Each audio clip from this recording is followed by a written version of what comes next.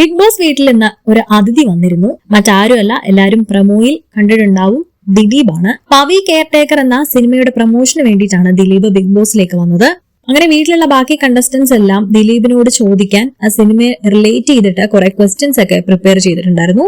B വീട്ടിലുള്ളവരും ദിലീപും തമ്മിലുള്ള interaction ആയിരുന്നു. അതിനിടയ്ക്ക് ജിൻഡോ ദിലീപിന്റെ അടുത്ത് ക്വസ്റ്റ്യൻ ചോദിക്കുന്നുണ്ട്. രാധിക ശരത് കുമാറും ഈ ഒരു സിനിമയിൽ ഒരു പ്രധാന വേഷത്തിൽ അഭിനയിക്കുന്നുണ്ട്. അപ്പൊ അതിനെപ്പറ്റി ജിൻഡോ ചോദിക്കുന്നു. അതിന്റെ കൂടെ തന്നെ ദിലീപിനോട് നൈസായിട്ട് ചാൻസ് ചോദിക്കുന്ന ജിൻഡോനെ നമുക്ക് കാണാം. ഒരുപാട് സ്ട്രഗിൾ ചെയ്ത സിനിമയിൽ വന്ന ആളാണ് ദിലീപ് എന്നറിയാം. ഞാനും ഇപ്പൊ അങ്ങനെ ഒരു സ്ട്രഗിൾ ചെയ്തുകൊണ്ടിരിക്കുകയാണ് എന്ന് ജിൻഡോ പറയുന്നു. അപ്പൊ ദിലീപ് ചോദിക്കുന്നുണ്ട്, ബിഗ് ബോസിൽ വന്നിട്ടുള്ള സ്ട്രഗിളിനെ കുറിച്ചിട്ടാണോ പറയുന്നത് എന്ന് ചോദിക്കുന്നു. അപ്പം ജിൻഡോ പറയുന്നു, അതെ, ഞാൻ ഇവിടെ ശരിക്കും സ്ട്രഗിൾ ചെയ്യുന്നുണ്ട് എന്ന് പറയുന്നു.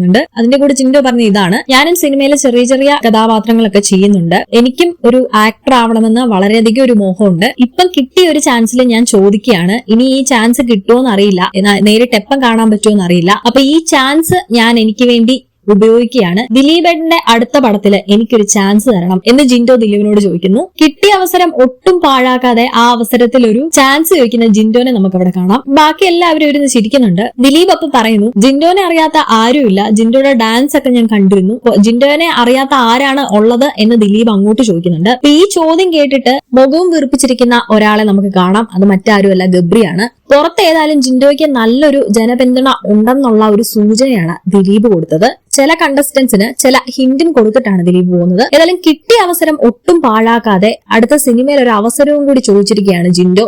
നിങ്ങളുടെ അഭിപ്രായം കമന്റ് ചെയ്യൂ.